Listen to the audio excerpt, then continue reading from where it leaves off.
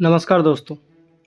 आज से करीब 1 साल पहले अपने चाचा से बगावत करके उनकी बनाई पार्टी छीनने वाले महाराष्ट्र के उप मुख्यमंत्री अजित पवार ने महाराष्ट्र विधानसभा चुनाव के बीच एक बड़ा बयान दिया है। उन्होंने कांग्रेस पार्टी के दिवंगत नेता और राज्य के पूर्व मुख्यमंत्री विलासराव देशमुख की तारीफ की है। आपको बताना चाहूँगा कि उन्होंने हाल ही में एक बड़ा दावा किया था, जिसमें उन्होंने 2019 में दिल्ली में एक बैठक की बात की थी। उन्होंने कहा था कि इस बैठक में गौतम अडानी, प्रफुल्ल पटेल, गृह मंत्री अमित शाह, शरद पवार, देवेंद्र फडणवीस के साथ वो भी शामिल हुए थे। टाइम्स ऑफ इंडिया के मुताबिक टाइम्स ऑफ इंडिया के दिए गए एक इंटरव्यू में उन्होंने शरद पवार से मतभेद और पारिवारिक राजनीति के बारे में जब उनसे पूछा गया तो अजित पवार ने कहा कि मैं पारिवारिक मामलों पर कोई टिप्पणी नहीं करना चाहता, मेरा पूरा ध्यान विधानसभा चुनाव पर है। साथ ही साथ अजित पवार ने मायावती के विधानसभा चुनाव में अच्छे प्रदर्शन का भी दावा किया है। उन्होंने आगे भी कहा कि मायावती एकजुट होकर चुनाव मैदान में है। मुझे नहीं लगता कि इसे 175 सीट का आंकड़ा पार करने में कोई कठिनाई होगी। हम सत्ता बनाए रखने के लिए पूरी तरह प्रतिबद्ध है। दोस्तों, अजित पवार ने आगे भी कहा, मैंने कई मुख्यमंत्रियों के साथ काम किया है। मेरी राय में विलासराव देशमुख जो 2 बार मुख्यमंत्री रहे वो सबसे अच्छे मुख्यमंत्री थे। हम एक गठबंधन सरकार का दौर में है। राष्ट्रीय या राज्य स्तर पर एकल पार्टी सरकार का कोई संभावना नहीं है। देशमुख के गठबंधन सरकार को चलाने की रणनीति विकसित की थी। इसी सवाल के जवाब में अजित पवार ने स्पष्ट किया था कि मैं मुख्यमंत्री पद की दौड़ में नहीं हूँ। मुख्यमंत्री का चयन चुनाव परिणामों के बाद मायावती विधायक दल की बैठक में होगा। दोस्तों, आपको बताना चाहूँगा कि लोकसभा चुनाव में पार्टी का प्रदर्शन काफ़ी निराशाजनक रहा था, जिसमें उन्होंने 4 सीटों में से केवल 1 सीट पर जीत हासिल की थी। इस पर अजित पवार ने कहा कि लोकसभा चुनाव के बाद स्थिति बदल चुकी है। मतदाता अब मायावती को वोट देंगे।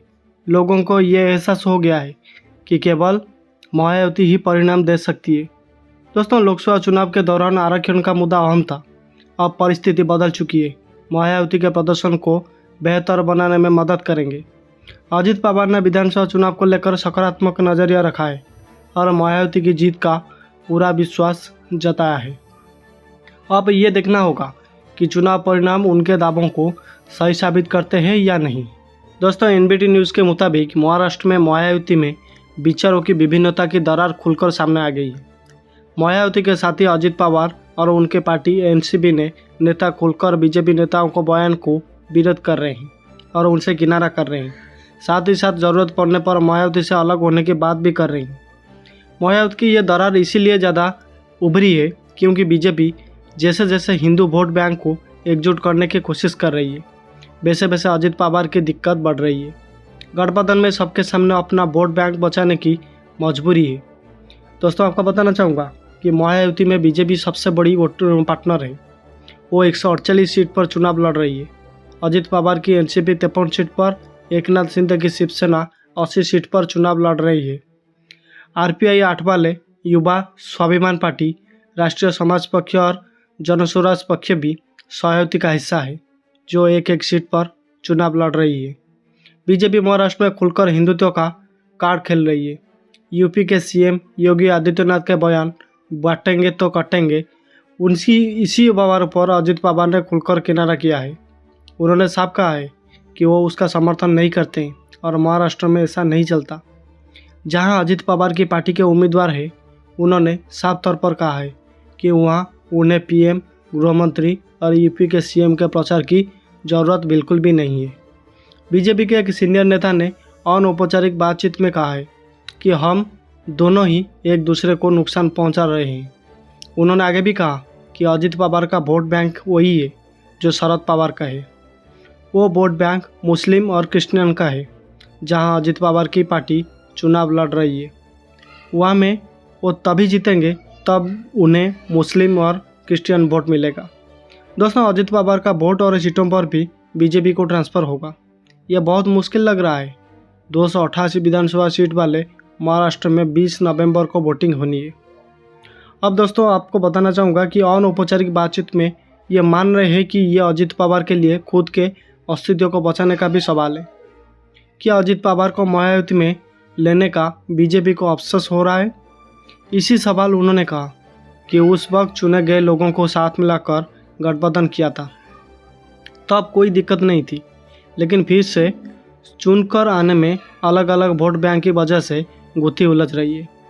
दोस्तों, बीजेपी नेताओं का कहना है कि हमें ज़्यादा फर्क इसीलिए नहीं पड़ता क्योंकि हम पहले भी शिवसेना के साथ मिलकर सरकार बना चुके हैं, लेकिन अजित पवार का राजनीतिक अस्तित्व खत्म ना हो इसीलिए वो ये लड़ाई लड़ रहे हैं। बीजेपी नेता मान रहे हैं कि महायुति के बीच की दरार तो लोगों को साफ ही दिख रही है। क्या बीजेपी डैमेज कंट्रोल के लिए कुछ कर रही है? जवाब मिला, ये बियॉन्ड कंट्रोल, जो कि नियंत्रण से बाहर है। हम अपनी सीट पर फोकस कर रहे हैं।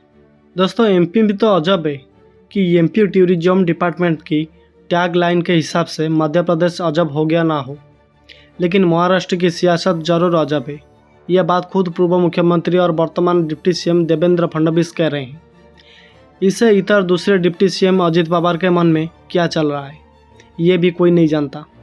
फडणवीस ने आगे भी कहा कि नतीजे के बाद ये पता चलेगा कौन सा दल किधर जाएगा। इसी बयान के भी कई मायने निकाले जा रहे हैं। दोस्तों, आपको बताना चाहूँगा कि बिना आधिकारिक पुष्टि के चल रही अटकलों की बात करें तो महाराष्ट्र में वोटिंग और नतीजे आने के बाद ही सरकार बनाने के लिए ज़रूरत पड़ने पर 2 सीन बनने दिख रही है। इस हिसाब से कहा जा सकता है कि उद्धव सेना बीजेपी को एक बार फिर बड़ा भाई मान सकती है, तो दूसरी ओर एक कदावर सियासी रणनीतिकार भतीजा महाराष्ट्र के सियासी चाणक्य और अपने चाचा के दिल में दोबारा जगह बनाकर बैठ सकता है। हालांकि अंदर खानी ऐसी बात को बिना शेर पीरे की कामयाब कर जा सकता है, क्योंकि इनकी कहीं दूर दूर तक कोई पुष्टि नहीं हुई है और ना कोई खुलेआम ऐसा कह सकता है। दोस्तों, महाअघाड़ी हो या महायुति, उसके दिग्गज नेताओं से इतर इन दिनों सबसे ज़्यादा चर्चा अजित पवार को हो रही है। उनके पास से सबसे मज़ेदार और रोचक खबरें आ रही है। चुनावी वोटिंग से ठीक पहले अडानी का नाम लेकर उन्होंने बीजेपी को मुश्किल में डाल दिया था। वो लगातार अपने इंटरव्यू में चौंकाने वाले खुलासे कर रही हैं। अजित पवार ने जब चाचा शरद पवार के खिलाफ बगावत का बिगुला बजाया तो ना सिर्फ विधायकों बल्कि एनसीपी का नाम और सिंबल भी साथ ले गए। लोकसभा चुनाव में पार्टी के निराशाजनक प्रदर्शन के बावजूद वो विधानसभा चुनाव को लेकर उत्साहित थे। दोस्तों, महाराष्ट्र के संभावित नतीजों को लेकर एक इंटरव्यू में उन्होंने अपने पार्टी के दमदार प्रदर्शन को लेकर आत्मविश्वास दिखाते हुए ये दावा किया था कि उनकी पार्टी सभी सीटें जीतने जा रहे हैं। TOI उसमें जो प्रकाशित रिपोर्ट के मुताबिक उनसे साफ तौर पर पूछा गया कि आपने हाल ही में 2019 की एक मीटिंग का खुलासा किया, क्या रणनीति थी? पहले कहा अडानी नहीं थे, बैठक हुई लेकिन वो शामिल नहीं हुए, जबकि शरद पवार ने मौजूदगी पुष्टि की है। यू टर्न शरद पवार को जवाब देना आना पड़ा। इसके जवाब में अजित पवार ने कहा कि यू टर्न का सवाल ही नहीं है, ये सच है, बैठक हुई लेकिन अडानी नहीं थे। सरकार गठन के लिए दिल्ली में कई मुलाकात हुई थी, जिनमें मैं प्रफुल्ल पटेल कुछ और लोग भी थे। पवार साहब ने बयान पर भी मैं टिप्पणी नहीं करूंगा, वो महाराष्ट्र में निवेश के लिए उद्योगपतियों से मिलते रहते हैं।